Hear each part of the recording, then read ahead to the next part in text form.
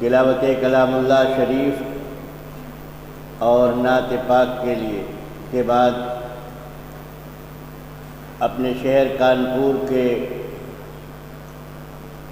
نوجوان مقرر، ایک صالح عالم جناب مولانا امیر حمزہ صاحب قاسمی دام برکاتہم کو دعوت دیتا ہوں وہ تشریف لائیں اور اپنے بیان سے سامعین کو مستفیض کریں۔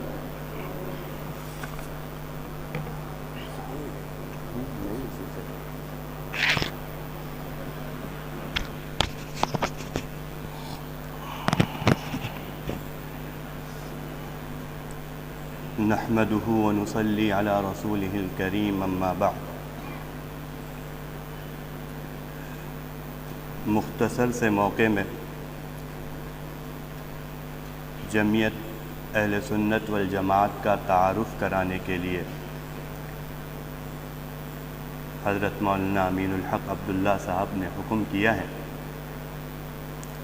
تعارف بھی کرا دیتے ہیں اور اسی کے ساتھ جو فتنوں کی سنگینی ہے اس پر بھی مختصر روشنی ڈال دیتے ہیں۔ جمعیت اہل سنت والجماعت نام سے عنوان ظاہر ہے کہ اہل سنت والجماعت کے عقائد کو، نظریات کو عوام الناس میں جا کر بیان کرنا اور لوگوں کے ذہن کو اس بات پر آمادہ کرنا ہے کہ جس طریقے سے ہمارے ہاں اعمال کے تعلق سے بیداری مہم چلائی جاتی ہیں، اخلاقیات کے تعلق سے بیداری مہم چلائی جاتی ہیں، اسی طرح سے امت مسلمہ کس طرح عقائد کے تعلق سے بھی بیدار ہو جائے اس کی مہم چلاتی ہے جمعیت اہل سنت والجماعت۔ اس وقت کے موجودہ سرپرست ہمارے حضرت مولانا افضال الرحمن صاحب ہردوئی دامت برکاتہم ہیں۔ حضرت والا کی نگرانی میں عقائد کے تعلق سے شہر کانپور میں و اطراف میں کام کیا جا رہا ہے۔ ہمیں جب ہم عقائد کے تعلق سے فتنوں کا تعاقب کرتے ہیں یا اپنے عقائد لوگوں کے سامنے بیان کرنے جاتے ہیں تو اس وقت جو سب سے بڑی مشکل ہمارے سامنے ہے وہ یہ ہے کہ لوگ اکثر یہ سوال کرتے ہیں کہ کہاں کوئی قادیانی ہو رہا ہے، کہاں کوئی پرویزی ہو رہا ہے، سب تم ہی لوگوں کو نظر آتے ہیں، تم لوگوں کو دراصل اپنی دکانیں چلانی ہیں اور لوگوں سے چندہ کرنا ہے، اس وجہ سے تم لوگ یہ سب بنا کے گویا کے لاتے ہو۔ غیروں سے زیادہ اس وقت اگر یہ بات کہا جائے کہ ہمیں اپنے لوگ تنگ کرتے ہیں تو اس میں کوئی غلط بات نہ ہوگی۔ اس تعلق سے یہ بات سمجھنے کی ہے کہ ہم جو فتنوں کا تعاقب کرتے ہیں اس میں دراصل ہمارے بنیادی عقیدے ہوتے ہیں، اور جیسے مثلاً ختم نبوت ہے، حجیت حدیث ہے، حضرت مہدی و حضرت عیسیٰ کی علامات ہیں، اس تعلق سے فتنے اٹھ رہے ہیں۔ ہمیں ان موضوعات کو عوام میں جا کر سمجھانا ہے۔ لوگ جب یہ سوال کرتے ہیں کہ فتنے کہاں پر ہیں تو عرض کرنے کی بات یہ ہے کہ اگر پوری کائنات میں کوئی ایک بھی قادیانی نہ ہو، پوری کائنات میں کوئی ایک بھی شکیلی نہ ہو، پوری کائنات میں کوئی ایک بھی حدیث کا انکار کرنے والا نہ ہو، تب بھی ہماری یہ ذمہ داری ہے کہ ہم ان عقائد کو بیان کریں۔ ختم نبوت کے عقیدے کو اللہ تعالیٰ نے قرآن میں بیان کیا ہے، حضرت مہدی کی، حضرت عیسیٰ کی علامات کو رسول اللہ صلی اللہ علیہ وسلم نے بیان کیا ہے اور بڑے واضح انداز میں بیان کیا ہے۔ پورا دن رسول اللہ صلی اللہ علیہ وسلم نے دجال کا تذکرہ کیا ہے اور اس کے بعد بھی یہ کہا ہے مجھے اب بھی خطرہ محسوس ہو رہا ہے کہ جب دجال آئے گا تو تم فتنے میں پہنچ جاؤ گے۔ اس وقت نہ دجال کا وجود تھا اور مسیلمہ کذاب کا وجود بھی بالکل آخری زمانے میں ہوا ہے۔ آیات ختم نبوت پہلے اتر چکی ہیں۔ من یطع الرسول فقد اطاع اللہ کی آیت، حجیت حدیث پر جو آیات دلالت کرتی ہیں، یہ آیات پہلے اتر چکی ہیں۔ جب ختم نبوت قرآن کا موضوع ہے، حضرت مہدی کی شخصیات کو بیان کرنا، حضرت عیسیٰ کے آنے کو بیان کرنا، حجیت حدیث کو بیان کرنا قرآن کا موضوع ہے، تو امت مسلمہ کی یہ ذمہ داری ہے، کوئی قادیانی ہو یا نہ ہو، کوئی شکیلی ہو یا نہ ہو، کوئی حدیث کا انکار کرے یا نہ کرے، کوئی توحید کا منکر ہو یا نہ ہو، کوئی رسالت کا منکر ہو یا نہ ہو، عقیدہ توحید کو بیان کرنا، عقیدہ رسالت کو بیان کرنا، عقیدہ آخرت کو بیان کرنا، اسی طرح عقیدہ ختم نبوت کو بیان کرنا، عقیدہ حجیت حدیث کو بیان کرنا، اور حضرت مہدی، حضرت عیسیٰ کی علامات کو بیان کرنا، یہ ہماری ذمہ داری ہے۔ ہم کہتے ہیں کائنات میں کوئی فرد بھی نہ ہو، ہم اکیلے موجود ہوں، ہم اس دنیا سے نکل کر اگر چاند پر بھی پہنچ جائیں گے تب بھی ہم ان عقائد کو بیان کریں گے، اپنی ذمہ داری سمجھ کر بیان کریں گے، فتنے وجود میں آئیں یا نہ آئیں۔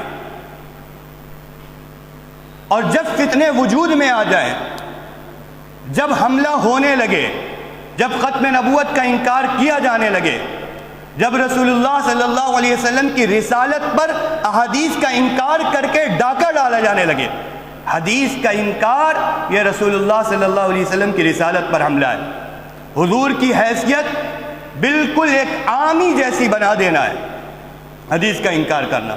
جب اس طرح کے کام ہو رہے ہوں تو یہ ذمہ داری ہماری اور بڑھ جاتی ہے۔ رسول اللہ صلی اللہ علیہ وسلم نے ارشاد فرمایا کہ جب بدعتیں ظاہر ہو جائیں اور میرے صحابہ کو برا بھلا کہا جانے لگے، فَلْيُظْهِرِ الْعَالِمُ عِلْمَهُ، تو چاہیے عالم کو کہ اپنے علم کو ظاہر کر دے۔ جب بدعتیں ظاہر ہو جائیں اور میرے اصحاب کو برا بھلا جائے تو رسول اللہ صلی اللہ علیہ وسلم فرما رہے اس وقت عالم کے اوپر یہ ذمہ داری ہے اپنے علم کو ظاہر کرے، یعنی اپنے علم کے ذریعے ان بدعات کا رد کر دے، حضرات صحابہ کرام کے مقام و مرتبے کو بیان کر دے۔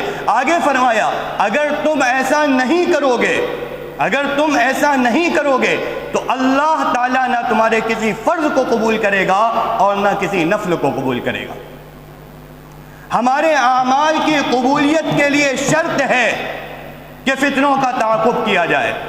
ہماری نمازوں کے مقبول ہونے کے لیے، ہماری تلاوت کے مقبول ہونے کے لیے، ہمارے درس و تدریس کے، ہمارے تعلیم و تعلم کے بارگاہ الہی میں قبول ہونے کے لیے شرط ہے خواص کر علماء کے لیے کہ فتنوں کا تعاقب کیا جائے۔ اب سوال یہ ہے کہ فتنے ہیں کہاں؟ فتنے نظر تب نہیں آتے جب آنکھیں بند ہوتی ہیں۔ اگر ہم یہ سمجھتے ہیں کہ ہمارے علاقے فتنوں سے محفوظ ہیں، ہم بالکل غلط فہمی میں مبتلا ہیں۔ ہر شہر میں فتنے کام کر رہے ہیں، نظر وہاں آ جاتے ہیں جہاں پر ہماری طرف سے کام ہوتا ہے۔ جب ہماری طرف سے کام نہیں ہوتا ہے تو نظر بھی نہیں آتے۔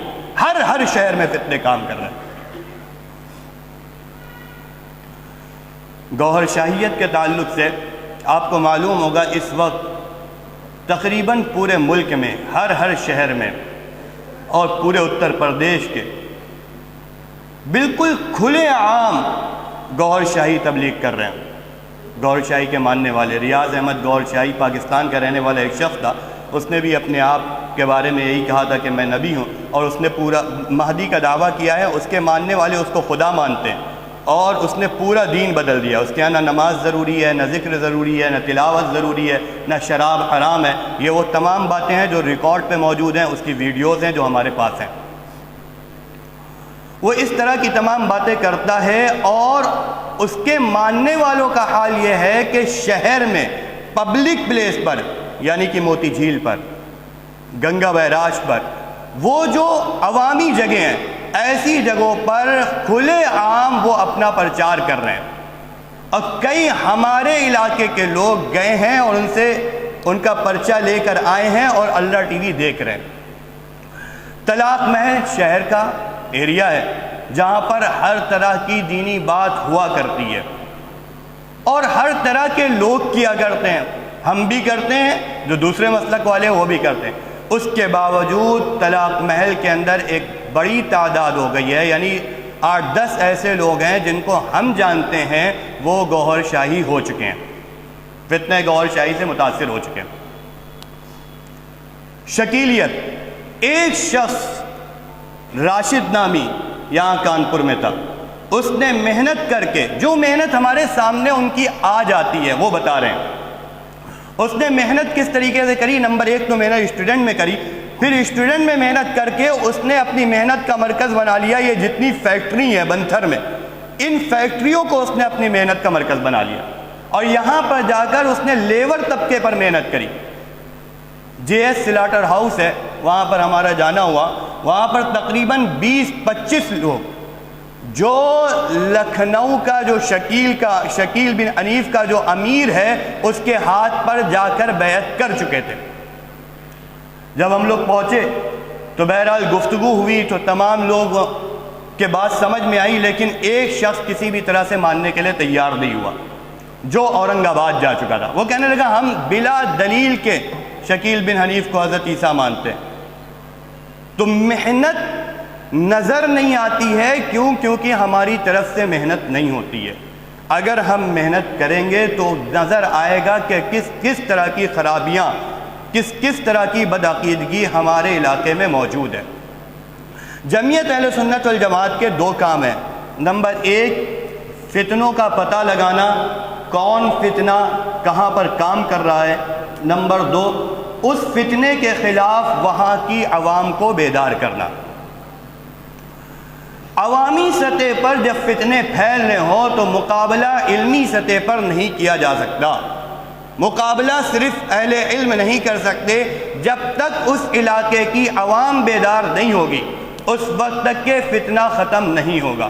اس لیے میں آپ حضرات سے بھی اس بات کی گزارش کرتا ہوں کہ آپ حضرات جس مسجد سے بھی تعلق رکھتے ہو، وہاں پر چند لڑکوں کو، نوجوانوں کو آپ اپنے سے منسلک کریں، اپنے سے جوڑیں، جن کی ذمہ داری اور ڈیوٹی یہ لگا دیں کہ تمہیں پتہ لگاتے رہنا ہے کہ کہیں پر کوئی فتنہ تو نہیں سر اٹھا رہا ہے، کہیں کوئی بہکی ہوئی باتیں تو نہیں کر رہا۔ شکیلیت کی ایک عام علامت بیان کر دیتے ہیں، جو زیادہ دجال کا تذکرہ کر رہا ہے، جو زیادہ دجال کا تذکرہ دین ہے، لیکن جو بہت زیادہ دجال کا تذکرہ کر رہا ہے اس کے بارے میں ڈر ہونا چاہیے، یہ شکیل بن انیس سے متاثر ہو سکتا ہے۔